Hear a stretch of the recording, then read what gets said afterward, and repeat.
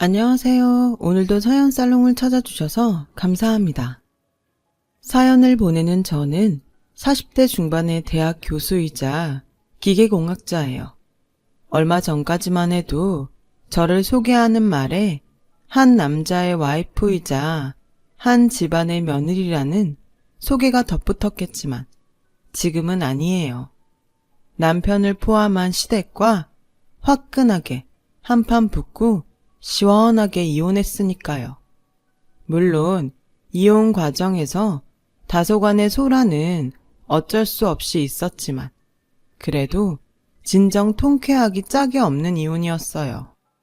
50억대 부자를 만들어준 저에 대한 은혜도 모르는 인간들과의 관계가 정리되었으니 오히려 홀가분한 심정이죠. 저를 만난 사람들은 하나같이 궁금해하더라고요. 요즘은 많이 달라졌다고는 하지만 저 때까지만 해도 흔한 일은 아니었으니까요. 여자의 몸으로 이공계, 그 중에서도 기계공학을 다루는 사람은 무척이나 드물었고 박사 학위까지 취득한 여성은 더더욱 드문 상황이었죠. 그럼에도 제가 이공계와 기계공학을 선택한 이유는 단 하나였고요. 일찍이 세상을 떠난 홀아버지가 기계공학 박사였거든요. 외동딸인 저는 홀아버지가 밟아온 학문의 여정을 뒤따랐을 뿐이었어요. 물론 기계공학이란 분야에 박사와 교수가 되기까지는 절대 쉽지 않은 여정이었어요. 여자여서가 아니라 기계공학이란 모든 사람에게 똑같이 어려운 학문이기 때문이에요. 그래서 저는 젊은 시절 모두를 도서관과 연구실에서 거의 살다시피 하며 최선을 다했고 그렇게 거둔 연구 성과를 통해 마침내 학계의 인정을 받게 되면서 장래가 촉망되는 기계공학자와 교수가 되었죠.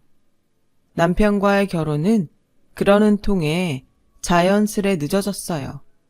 하지만 늦었을지언정 참 잘한 결혼이라고 그렇게 생각했어요. 그때까지만 해도 잘한 결혼이 맞았어요. 상견례 자리에서 시모를 처음 봤던 순간부터 느낌이 딱 왔죠. 어느 정도의 유산을 물려받고 배우기도 많이 배운 저와는 다르게 남편과 시댁 식구들은 반지하 월세 단칸방에 옹기종기 모여 사는 어려운 사정이었고 그래서 남편보다 잘나고 많이 배운 며느리가 부담스러울 법도 하다 싶었는데 시모는 전혀 그러지를 않았거든요. 오히려 저의 두 손을 꼭 부여잡고 고마워했죠. 어떻게 안 고마울 수가 있겠니? 너처럼 많이 배우고 능력 있는 교수가 우리처럼 볼일 없는 집안의 며느리가 되어주겠다는데. 에이, 그렇게 대단한 것도 아닌데요, 뭐. 그리고 이렇게 반겨주시는 것만 해도 오히려 제가 더 감사할 일이죠. 아니다, 아니야. 우리가 고맙지. 평생 두고두고 귀한 며느리 대접하면서 살아야지. 그 자리에 있던 시동생들도 각자 한마디씩 거들었죠. 그래요, 형수. 결혼 참 잘했다는 생각 절대 변하지 않도록 우리 시동생들이 잘할게요. 시집살이 그런 건 걱정 안 해도 괜찮아요. 저희가 천성이 모질지를 못한 심성들이라서 사람 막대하고 그런 건 못해요, 절대. 제가 막내예요. 앞으로 잘 모시겠습니다, 형수님.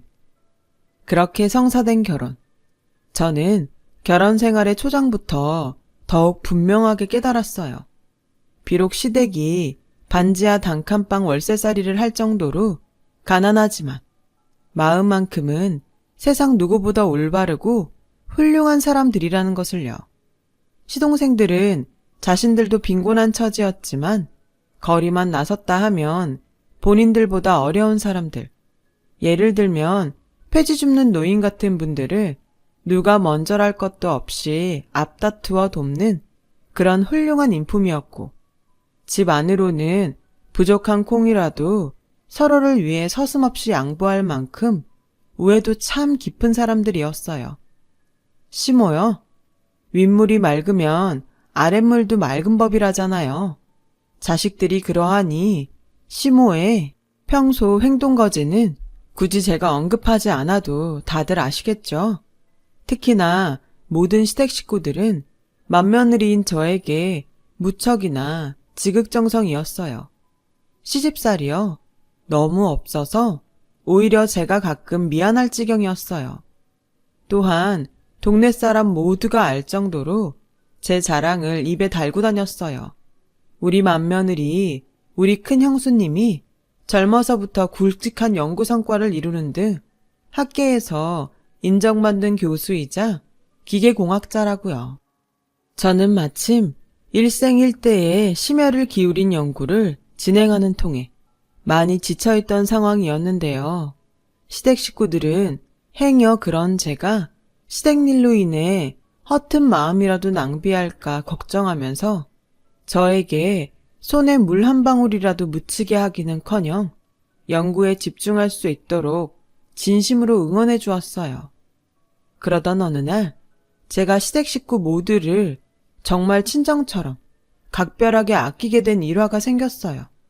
아니 글쎄 생전 그런 적 없던 시모가 갑자기 연락을 해와서는 오늘 저녁은 바쁘더라도 꼭 시댁에 들러서 저녁 먹고 가라고 아주 신신당부를 하더라고요.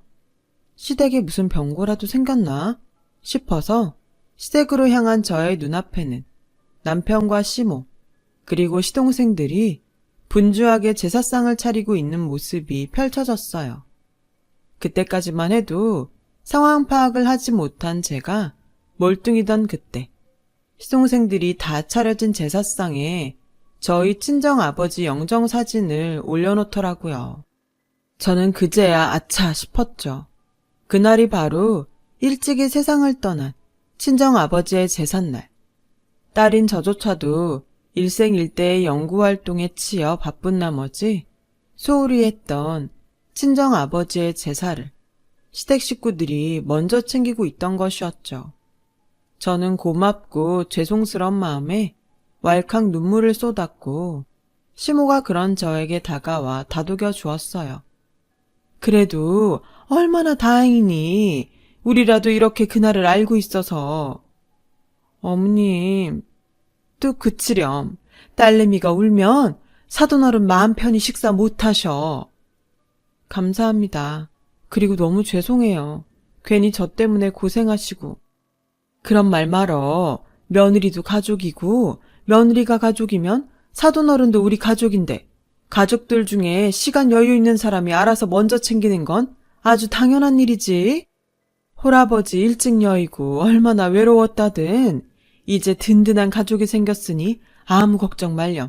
앞으로는 행복하게 복작복작 살 일만 남았는데 얼마나 좋아. 보렴, 사돈어른도 사진으로나마 뿌듯하게 웃고 계시질 않니? 그러네요. 우리 아빠 참 환하게 웃고 계시네요. 내 정신 좀 봐. 얼른 제사 올리자.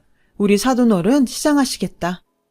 친딸인 저조차도 소홀했던 친정아버지의 제사를 시댁 식구들 덕분에 마치며 그날 저는 결심했어요. 심혈을 기울여 개발하고 있는 신기술이 완성되면 그 신기술 전부를 시댁 식구들로부터 받은 사랑을 갚기 위해 쓰겠다고. 심적으로 안정이 되었던 덕분일까요? 아니면 분명한 목표가 생긴 덕분이었을까요? 마침내 신기술 개발에 성공했어요. 기술적인 내용은 워낙 복잡한 영역이기에 잠깐 간략하게만 설명드리자면 엔진이나 모터에 들어가는 핵심 정밀 부품을 기존의 생산 방법보다 몇 배는 정밀하게 생산해낼 수 있는 신기술이었어요. 그러면서도 기존의 생산 방법보다 저렴한 생산 비용과 불량률까지 현저히 적은 신기술이었으니 그 가치는 감히 함부로 평가할 수 있는 금액이 아니었죠. 아니나 다를까 신기술 개발에 성공한 제가 특허 출원까지 성공적으로 마치기 무섭게 제조사들이 저의 연구실 문지방이 닳도록 들락거리기 시작했어요. 이름난 대형 제조사부터 이제 막 사업을 시작한 중소벤처기업까지 내노라 하는 제조사 대표들은 그때 다 만나본 것 같아요. 그들의 목표는 다들 똑같았죠. 아무리 큰 금액이라 하더라도 원하는 만큼 모두 다 쳐줄 테니 신기술을 자기네 회사에 팔아달라. 또는 어떤 로열티라도 다 지불할 테니 신기술을 자기네 회사에서 쓸 수 있게 해달라. 이전에는 상상도 할 수 없는 금액들이 제안되었지만 모든 제안들에 대한 저희 대답은 하나같이 이랬어요. 유감이지만 이번 신기술은 팔지 않습니다. 혹시 조건이 마음에 들지 않아서 그러십니까? 그러시다면 원하는 대로 말씀해 주세요. 저희가 어떻게든 원하는 만큼 다 맞춰드리겠습니다. 아니요. 신기술의 사용처가 벌써 정해져 있기 때문입니다. 먼 걸음 해주셔서 감사합니다. 저희는 다른 좋은 기회가 있을 때 다시 만나는 걸로 하죠. 조심히 들어가세요. 모든 제안에 대한 거절을 마친 저는 연구실 회식을 열었어요. 저는 연구소장 자격으로 회식 자리만 주선해주고는 딱 건배 한 잔만 마치고 슬그머니 자리를 떴죠. 젊은 연구원 동료들이 연구소장이자 총책임자인 저의 눈치를 보지 않고 마음껏 즐길 수 있도록요. 그리고는 곧장 시댁으로 향했죠. 마침 반지하 단칸방에 화목하게 모여있던 남편과 시댁 식구들이 저를 먼저 반겨주더군요. 특히나 시모는 그렁그렁한 눈물을 손수건으로 찍어 닦으며 유독 감격한 눈치였어요. 축하한다 며느라. 드디어 우리 며느리가 해냈구나. 반드시 해낼 줄 알았어. 그렇고 말고. 축하해요 엄님. 저희가 드디어 해냈네요. 모르시겠어요? 저희가 드디어 해냈다니까요. 내가 원래 좀 이래요. 가방끈이 짧아서 그런가? 통 무슨 말인지 이해가 잘 되지를 않는구나. 이번 신기술 저 혼자 개발한 거 아니라는 얘기예요. 아무래도 그렇겠지. 같이 고생한 연구원분들이 얼마나 고생이 많았겠니? 어머, 내 정신 좀 봐라. 이럴 게 아니라 당장에 떡이라도 돌렸어야 하는데 지금이라도 떡집에 전화 넣을까? 떡은 마음만 받을게요. 벌써 회식 자리 마련해 놓기도 했고요. 그것보다는 감사합니다. 어머님이랑 남편 그리고 시댁 식구들 모두가 응원해준 덕분에 이번 신기술 개발에 집중할 수 있었어요. 그러니까 이번 신기술은 저희 신기술이 아니라 우리 가족 모두의 신기술이고 우리 가족 모두를 위한 신기술이 될 거예요. 너 혹시 제가 그 신기술을 다른 데 쓸 거라고 생각했던 건 아니죠? 우리 가족을 위해 쓰겠다고? 당연하죠. 신기술을 이용해서 사업 한번 해보려고요. 우리 가족들 다 함께. 굳이 따지자면 일종의 가업 정도 되겠네요. 제 말을 마치기 무섭게 시댁 식구들은 눈물바다가 되었어요.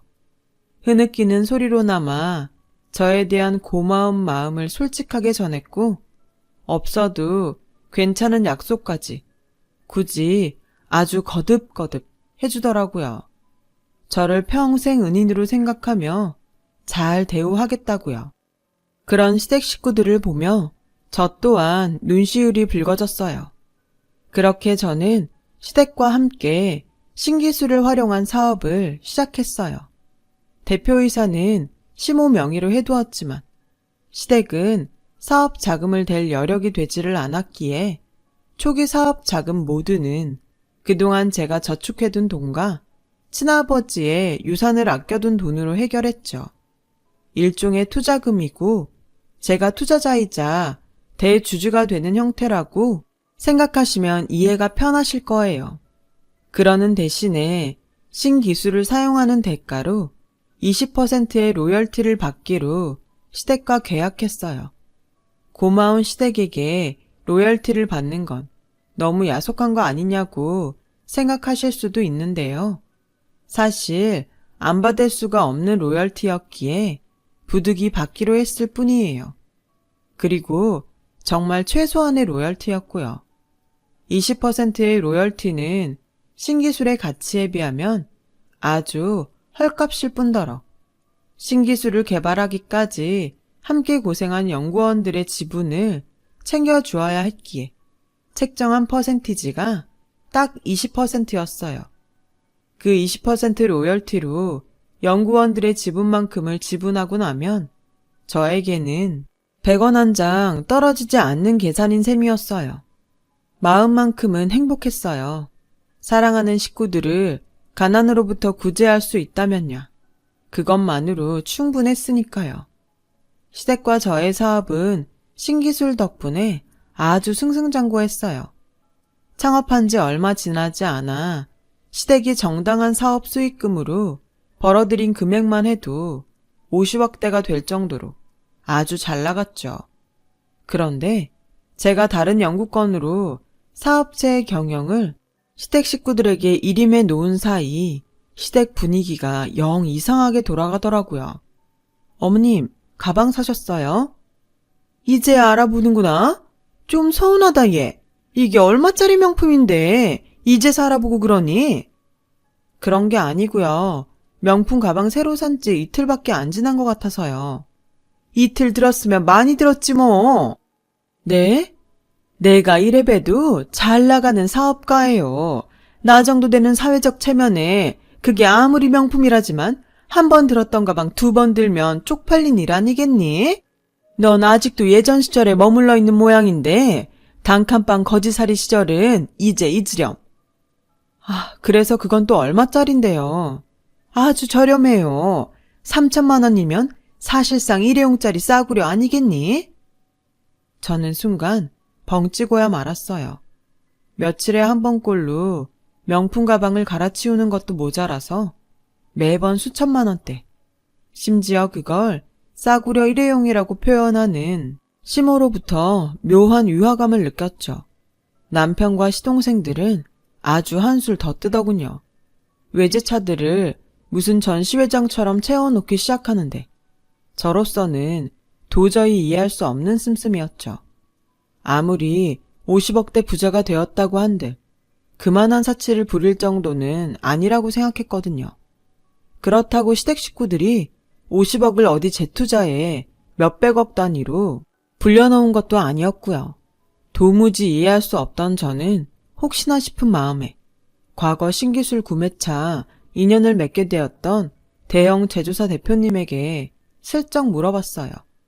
시댁이 운영하는 사업 규모가 그 정도 사치를 부릴 만큼이 되느냐고요. 그러자 대형 제조사 대표님이 밥숟가락까지 떨어뜨려가면서 대경 질색하더군요. 시댁이 부리는 사치 정도면 10대 재벌에 들지 않는 한 어렵다면서요. 그러면서 슬쩍 귀띔을 해주었어요. 그 정도면 이미 회사 돈을 빼돌리는 것 같다고요.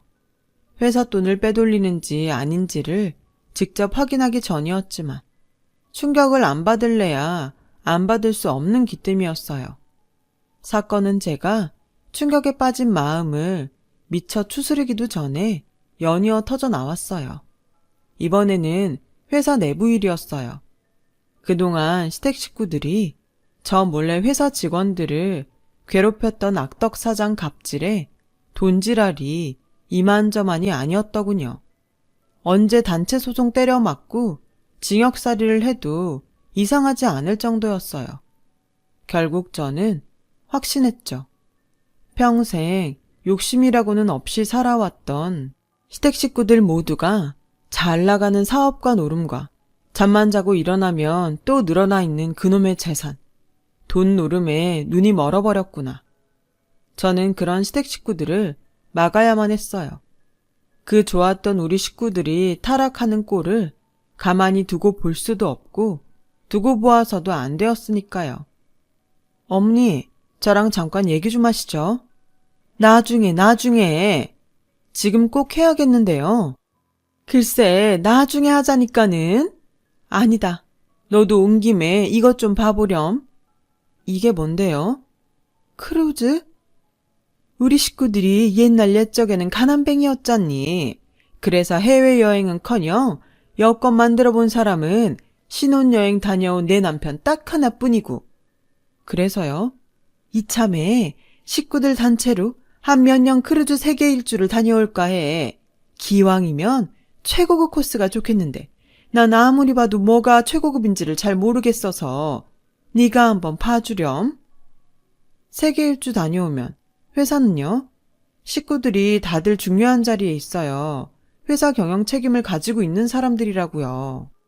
까이꺼? 우리 없다고 망하기야 하겠어? 그럼 비용은요? 아무리 부자가 되었다고는 해도 이건 사치가 너무 심하잖아요. 명품을 일회용 취급을 하지를 않나? 주차장을 외제차 전시장으로 만들지를 않나? 너 변했다 얘?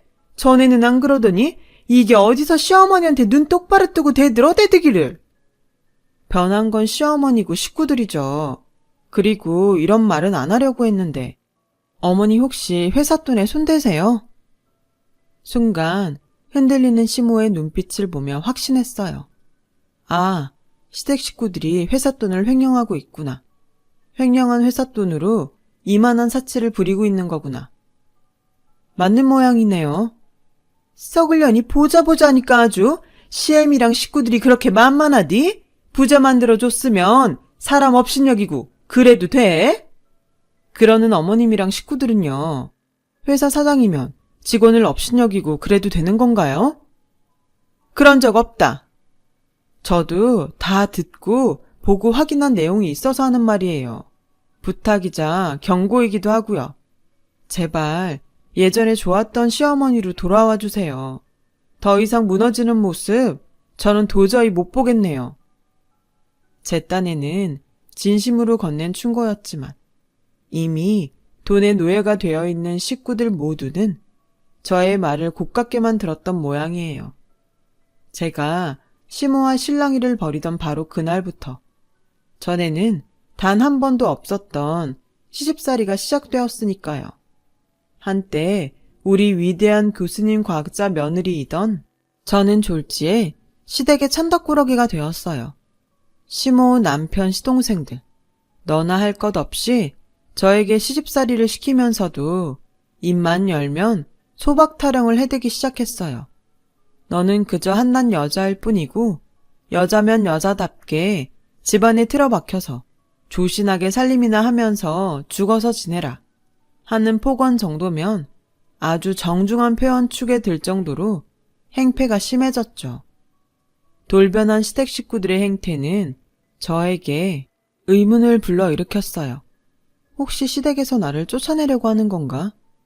반쯤 확신에 찬 의문이었지만 그때까지만 해도 그저 의문에 불과할 따름이었죠. 그렇다면 왜 쫓아내려고 하는 걸까? 하는 질문에 대한 답을 구하지 못했거든요. 시댁이 회사 돈을 빼돌린다는 이유 하나만으로 저를 쫓아내려고 한다고 확신하기에는 부족했어요. 창업 당시 제가 대표이사직을 고사하기는 했지만 어디까지나 저는 투자자이자 대주주이면서 사업의 핵심 아이템인 신기술의 특허권자이기도 하거든요. 결국 시댁 사업은 저 없으면 돌아갈 수 없는 사업이란 말이죠. 그렇다면 나를 왜 쫓아내려고 하는 걸까? 답은 의외로 쉽게 뜻밖의 장소에서 나타났어요. 시댁 일로 골치를 썩는 탓에 연구에 집중하지 못하고 있던 저에게 연구소의 회계 담당 직원이 쭈뼛쭈뼛 다가오더라고요. 저기 소장님, 혹시 지금 바쁘세요? 아니야, 괜찮아. 왜? 무슨 걱정 있어? 안색이 많이 어두운데? 그게 그러니까요. 한참을 망설이던 회계 직원이 통장 하나를 저에게 건넸고 통장을 확인한 저의 머릿속에는 그제야 시댁이 저를 쫓아내려고 했던 퍼즐이 맞춰졌어요. 입금 내역이 단 1원도 찍혀있지 않은 그 통장은 바로 시댁이 저에게 주기로 했던 신기술 사용료 20%가 입금되었어야 할 통장이었거든요. 그런데 그동안 단 1원도 들어와 있지 않다? 뻔하죠. 신기술 로열티까지 빼먹기 위해서 저를 쫓아내려고 작정했다는 거. 사태 파악을 마친 저는 시댁 식구들이라는 인간들에게 정나미가 뚝 떨어졌고 그저 한심하기만 하더라고요. 얼마나 무식하면 이딴 짓거리를 벌이는지. 저는 일단 회계 담당 직원을 위로했어요. 그럼 우리 연구원들 전부 그동안 신기술 지분 한 푼도 못 받았던 거네? 이걸 왜 이제야 얘기하니? 아무래도 소장님 시댁이 관련되어 있는 일이라 조심스러웠어요. 죄송합니다. 아니야. 오히려 내가 미안하지. 신경 못 써서 미안해. 내가 식구들을 너무 믿었나 봐. 최대한 빠르게 이자까지 쳐서 지급될 수 있도록 처리할 테니까 걱정하지 않아도 돼. 그리고는 곧장 시댁으로 들이닥쳤죠. 마침 시댁 식구들도 저를 완전히 쫓아내기로 작정한 모양이더라고요. 어디서 구했는지도 모를 젊은 여자들의 가짜 이력서를 제 앞에 주르륵 늘어놓으며 한다는 시모의 말이 글쎄. 너도 봐서 알겠지만서도 이게 다 네 남편에게 시집오겠다는 여자들 이력서다. 누가 봐도 가짜 이력서라고 생각할 만큼 조악한 종이더미들에 그저 코웃음만 나더군요. 그래서요? 너희 부부 불임이라며. 그런데요. 우리는 첩을 들여서라도 손주를 봐야겠으니 선택하렴. 대체 뭐를요? 네가 아닌 첩씨를 정부인으로 인정하면서 죽어 지내던가 아니면 늙고 불임인 네가 이 집을 곱게 떠나주던가. 저는 또 한 번 코웃음이 배어나왔어요. 왜냐고요? 정리하면 이렇게 되네요. 저에게 소박을 놓겠다. 우리 부부가 불임이라서. 맞죠? 소박이 아니라 네 발로 이 집에서 떠나라는 말이잖아. 와, 나 웃겨가지고 진짜. 이러니 병원을 그때그때 같이 잘 다녔어야지. 하기사 댁내 아드님이 돈 노름에 빠져서 어디 진단 결과 따위에 신경 쓸 여력이나 있었겠냐고. 댁내 아드님? 시어머니 앞에서 하는 말본새가 이젠 아주 막 나가자는 거구나. 막 나가는 건 댁들이 막 나가는 중이고요. 까불려면 뭘 제대로 알고서나 까불기나 하던가. 우리 부부가 불임인 건 맞는데 그건 댁내 아들한테 문제가 있어서잖아요. 뭐? 왜? 진단서까지 보여드려야 믿을까요? 댁내 아들 생식기관에 문제 있다고. 쉽게 말해서 댁내 아들 고자라고요. 순간 그 자리는 물기 얹은 듯 싸해졌고 그제서야 본인에게 문제가 있다는 사실을 알게 된 남편은 쪽팔린지 주랭랑을 쳐버렸어요. 그리고 이미 이딴 취급이나 받으면서 결혼 생활을 지속할 필요가 없다고 판단한 저는 세상 무서울 것 없는 기세로 시모를 몰아붙였죠. 거꾸로 말해볼까요? 댁내 아들이 고자라서 자식을 낳을 수 없으니 내가 기둥서방을 하나 드릴게. 고자인 댁내 아드님은 기둥서방을 정실 남편으로 인정하고 곱게 죽어 지내거나 아님 늙고 고자인 댁내 아드님이 곱게 꺼져 주시던가. 선택해요. 기분 더럽죠? 나도 그래요. 더러워. 당신들같이 못돼 처먹은 데다 멍청하기까지 한 사람들을 친정 식구들처럼 아끼면서 살았다는 사실이 더 더러워. 알아요? 뭐, 멍청? 더러워? 너 지금 말 다 했어? 그래, 다 했다. 이혼? 깔 거 해줄게요. 내가 얼마나 더 좋은 꼴 보겠다고 이 집안에 붙어 있겠어? 안 그래요? 이혼해주기는 하는데 이거 하나는 분명히 알아둬요. 오늘 지금 당신들 신세 당신들 스스로가 망쳐버렸다는 거. 이게 며느리라고 잘 대해줬더니 은혜도 모르고 반지하 단칸방 3살이 부자 만들어줬더니 은혜도 모르고 배은망덕하게? 오늘은 일단 갑니다. 조만간에 또 보죠. 그 길로 저는 더 상종하기도 싫은 시댁을 등졌어요. 뒤통수를 친 것도 모자라 첩 어쩌고 하는 깽판으로 저에게 모욕까지 줄여들던 그들을 향한 복수를 다짐하면서요. 그렇게 저는 오래지 않아 합의 이혼 절차를 마쳤습니다. 저를 쫓아낸 시댁이 더 큰 사치와 횡령과 갑질을 일삼으며 희희낙낙하던 어느 날 시댁의 사업체에 난데없이 날벼락이 떨어졌어요. 임시 주주총회가 발의된 것이죠. 주주총회가 뭔지도 모르는 멍청한 시댁 식구는 그 인간들은 그것이 날벼락인 줄도 모르는 채로 그놈의 명품까지 둘둘 휘감고서는 주주총회에 자리를 잡자 대주주 한 사람이 모습을 드러냈죠. 그 대주주를 발견한 시댁 인간들의 얼굴은 말 그대로 하얗게 질려버리더군요. 왜겠어요? 그 대주주가 바로 저였거든요. 그렇게 저는 우리 실업 대주주 자격으로 임시주주총회의 첫 번째 의제를 발의합니다. 의제는 현 대표이사인 김복순 여사와 이하 경영진들의 경영권 박탈입니다. 그날의 임시주주총회는 싸움이라고 할 것도 없이 너무도 싱겁게 끝이 나버렸어요. 그동안 쌓아왔던 경영진인 시댁 인간들을 향한 불신이 어마어마하게 쌓여있던 상황이었을 뿐더러 더욱이 회사의 핵심 사업 아이템이 저와 동료 연구진들이 개발한 신기술이었기 때문이었죠.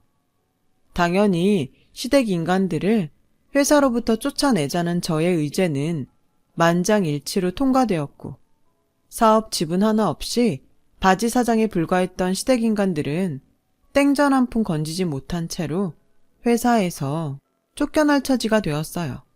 그 순간 참 가소로운 상황이 펼쳐지더군요. 이놈의 멍청한 시모라는 인간이 엎드려 빌어도 모자랄 판국에 감히 제 앞에서 콧대를 세우는 것이 아니겠어요? 고작 이거니? 한다는 복수가 겨우 이딴 거야? 겨우가 아닐 텐데요. 엎드려 빌어도 모자란 상황이고. 겨우가 아니면 뭐라디? 착각하는 모양인데 우리 이미 50억 부자야. 돈은 돈을 불러 모으는 법이고 지금 가지고 있는 50억만 잘 굴려도 수백억쯤은 금세 불어날 텐데 우리가 뭐 한다고 네 앞에 엎드려 빌어 빌기를? 글쎄요. 그 50억 중에 이미 많은 돈이 돈지랄로 없어졌고 남은 것들도 금방 없어질 텐데. 말 같지도 않은 소리. 어디 따져볼까요? 그동안 당신네들이 회사 돈 가져다 쓴 거, 신기술 로열티 20% 한 푼도 지급하지 않은 거. 대충 듣자 하니 당연히 탈세도 한 것 같다던데. 그거 다 따지고 들면 그깟 50억으로 막을 수나 있을런지 모르겠네. 그걸 누구 맘대로 네가 어디 회사 장부 들춰볼 주제나 된다든? 그것도 지금 한번 알아보죠. 제가 회사 장부 들춰볼 자격이 되는지 안 되는지. 우리 실업 대주주 자격으로 임시주주총회의 두 번째 의제를 발의합니다. 두 번째 의제는 새 대표이사 선임권에 대한 의제입니다.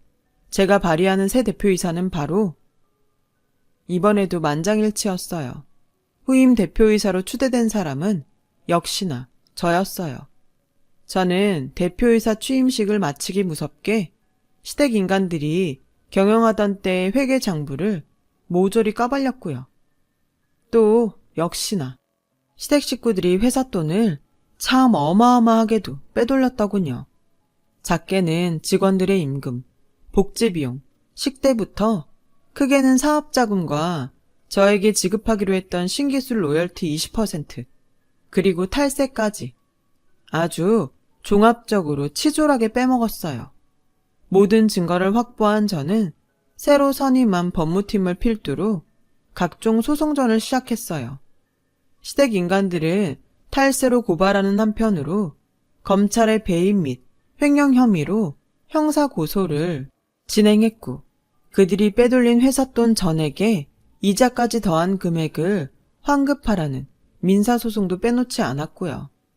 그렇게 지금 한때 저의 신기술 덕분에 50억 부자가 되었던 시댁 인간들은 땡전 한 푼 없는 알거지 신세가 되고야 말았어요.